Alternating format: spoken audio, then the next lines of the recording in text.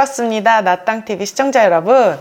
오늘은 제가 청주 물건을 좀 몇 개를 가지고 왔고요. 청주를 꼽았던 이유는 또 몇 가지가 있습니다. 청주는 지금 매매가에 비해서 전세가 회복이 조금 빠른 지역이라서 지방에서 한 3억대 정도도 경쟁력 있는 가격으로 낙찰이 되는 지역입니다.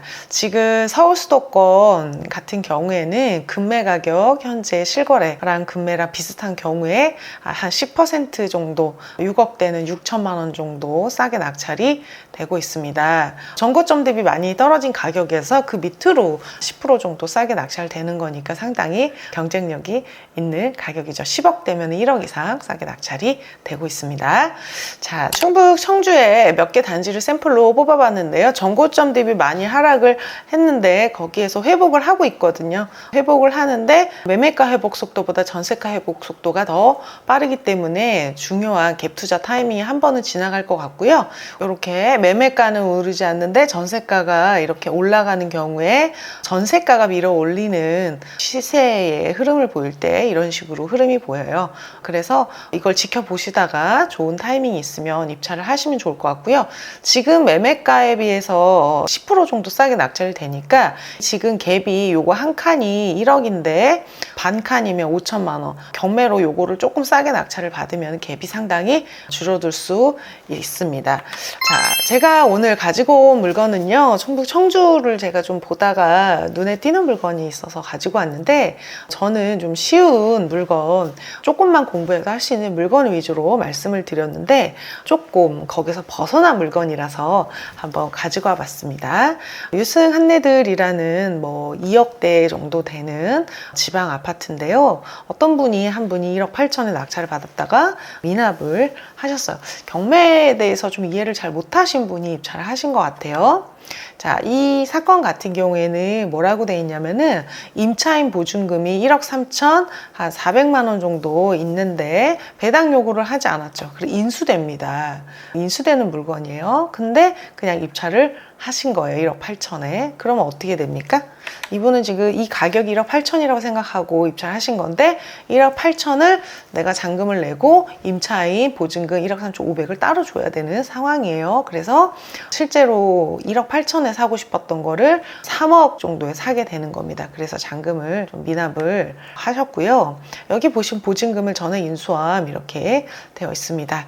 자, 이 사건 같은 경우에는 조금 특이한데요. 임차인이 있고 그 이후에 소유권 이전 등기가 됐습니다. 법인이고요.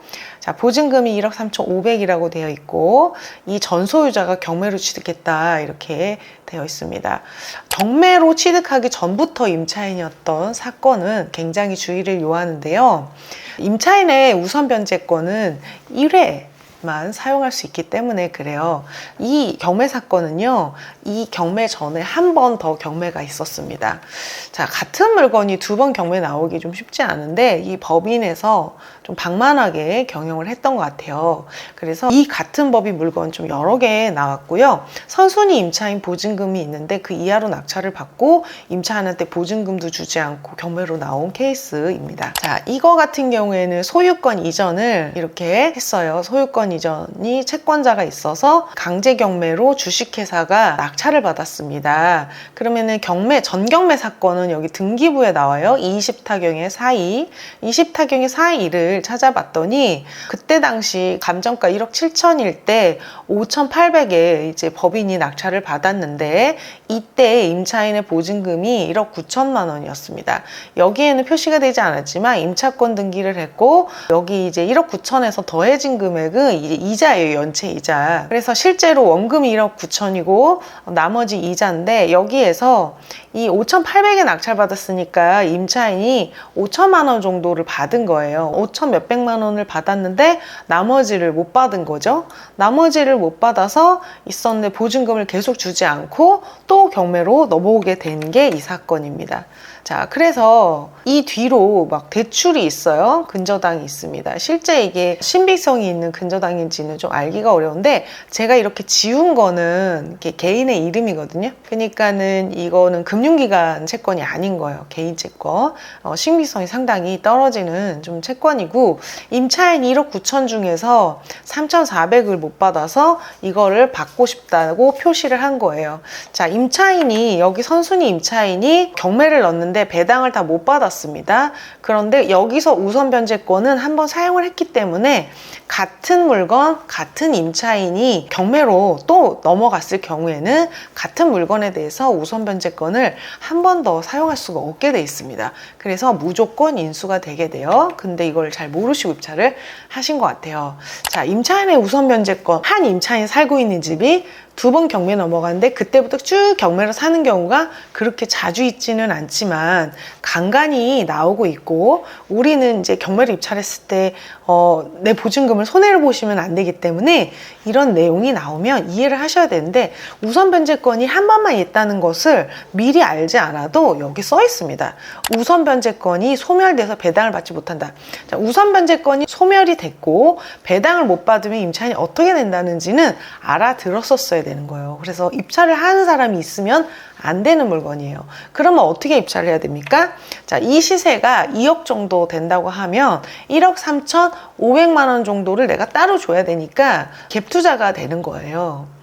6,500만 원 이하로 유찰될 때까지 기다렸다가 입찰을 해야 되는 물건인데 꼭 중간에 이렇게 입찰하시는 분이 있습니다. 그래서 경매 위험하다 뭐 이런 얘기를 하시는 것 같아요. 공부를 잘 안 해서 그렇지 다 써놓습니다. 법원은 입찰자를 속이지 않아요. 일부러 속이지 않습니다. 다 위험한 거 써놓는데 입찰자들이 읽지도 않고 무슨 뜻인지 모르면서 그냥 막 입찰을 하는 거죠. 이 물건 아직 진행 중인 물건이라서 여러분이 입찰하실 때 좀 조심하시면 좋을 것 같습니다. 판례가 있습니다. 우선 변제권은 임차인의 우선 변제권은 일회용이다 이렇게 생각하시면 될 것 같아요.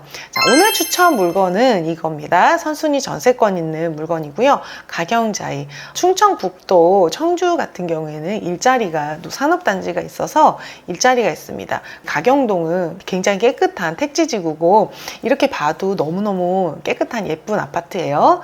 자, 지금 3억 4,300에 감정이 돼서 유찰돼서 진행 중에 있는데 자, 이거 같은 경우에는 여러분 조금 조심해야 될 부분이 있습니다. 이 임차인은 전입하고 확정일자, 미상 이렇게 있는데 확정일자 배당 요구 확정일자가 없어서 미상이 아니고요. 그냥 신고를 안 하면 그래요. 자, 이 임차인은 최미 씨는 전세권자입니다. 전입을 해서 전입신고도 하고 전세권 설정도 하신 거예요. 자, 그러면은 이 임차인한테는 권리가 2개가 있는데 임차인으로서의 권리가 있고 전세권자로서의 권리가 있어요. 이 권리 2개는 전혀 다른 권리예요. 그래서 내가 전세권자로서 배당 요구를 하면 전세권자로서 배당을 받게 되고요. 임차인으로서 배당 요구하면 임차인으로 배당받을 수 있는 조건을 맞춰야 됩니다. 그래서 이 경우에는 임차인이 전세권자로서 전세권을 설정을 했고 임차인으로는 배당받는다는 이야기를 하지 않았어요. 그래서 이 경우에는 인수가 됩니다. 인수가 된다라고 하면은 물건을 3억 3천을 내가 지금 주지 않고 따로 줘야 된다라는 거 갭 투자가 되는 겁니다. 자, 지금 이거 가경자이 실거래가 5억 4천에서 5억 2천, 4억 9천 2백도 간혹 있는데요. 요거 같은 경우에는 지금 경매 물건이랑 같은 1층을 기준으로 했을 때 호가 5억이니까 경매로는 3억 3천 인수되니까 1억 7천 이하로 유찰됐을 때까지 기다려서 입찰을 하셔야지 됩니다. 그래서 1억 7천 이하로 입찰을 하셔야 되는데 또 중간에 누가 3억에 또 들어가시면 안 되는데 꼭 들어간 사람이 있어요. 그래서 1억 7천에 입찰하시고 이 전세권 같은 경우에는 2년씩 갱신이 되니까 묵시적 갱신이 됐다. 경매로 낙찰될 때까지 묵시적 갱신 상태다라는 가정하에 입찰하시면 될 것 같아요. 이거 전세권은 그렇습니다. 여기 지금 가경자이도 다른 청주 아파트와 마찬가지로 전세가 상승과 매매가 상승, 매매가에 비해서 전세가 상승의 폭이 더 크다라는 거 좋은 지역이에요. 여기 보세요. 얼마나 깔끔합니까? 택지로 깔끔하고 여기도 보면은 이제 새로 분양을 했는데 여기 평당가가 1,700, 1,900, 1,700 1,700인데 새로 신축하는 거를 1,300에 분양하면 사람들이 많이 청약을 넣게 되죠. 왜냐하면 안전마진이 평당 500에서 한 600만 원 정도가 예상이 되고 실제로 아이파크보다는 더 신축일 거기 때문에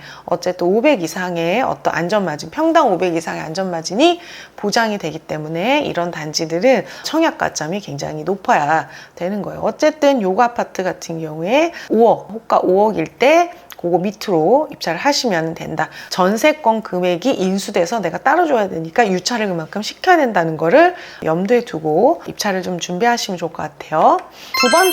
두 번째 물건 같은 경우에는 S클래스, 이것도 준신축인데요. 저는 그 지방에 산업단지가 있는 준신축 단지는 좋다고 생각하거든요. 기왕이면은 벌판에 새 아파트 한 개만 있는 단지 말고 이렇게 신축 타운이 형성된 곳이 더 좋습니다. 그래서 요거 같은 경우에도 지금 4억 7,900만 원에 감정이 된데 4억 8,300만 원에 지금 진행이 있다. 자, 추궁 S클래스 같은 경우에는 요 앞에가 조금 그렇긴 한데 요렇게 또 신축 벨트가 있고요. 호갱노노에서 이렇게 왕관 쓴 단지 같은 경우에는 거래가 잘 되고 12월에 거래가 굉장히 많이 되고 있습니다. 그래서 여기 보면은 천 위주로 해가지고 뷰가 어디냐에 따라서 호가의 차이도 조금 있을 것 같고요. 매매가 상승에 비해서 전세가 상승의 폭이 빠르기 때문에 이 매매가의 회복이 가짜가 아니라 실제적인 것일 거다라는 생각이 좀 들어요. 저가 그 인스타를 하고 있는데요. 한 3개월 정도 안에 팔로워가 감사하게도 2만 명이 넘었습니다. 그 중에 이제 경매 얘기가 있잖아요. 근데 저한테 댓글이 많이 달리는데 막 궁금해서 도움을 받고 싶어하는 댓글도 있고 무례한 댓글, 그렇게 좋으면 너나 해라 뭐 이런 거 전화하겠습니다.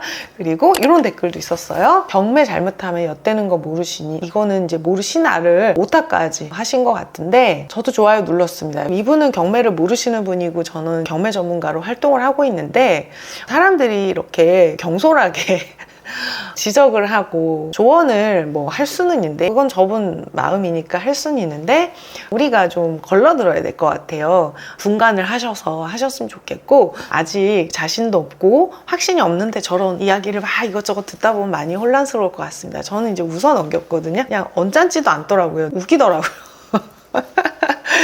그래서 여러분 지금 시장 굉장히 혼란스럽습니다. 거래 안 된다고 그러는데 지방 소액 아파트들은 거래가 잘 되고 있고 시장이 막 혼란스러운 시장이에요. 시장이 혼란스러워야 기회가 있는 거 아닌가 싶습니다. 제가 오늘 좀 여러분한테 경매 기본 강의에서는 가르치지 않는 내용, 임차인의 우선 변제권, 일회성의 원칙, 그리고 전세가 회복이 빠른 지방 아파트 추천드렸습니다. 자, 오늘 영상 도움이 되셨다면 구독, 좋아요 부탁드릴게요.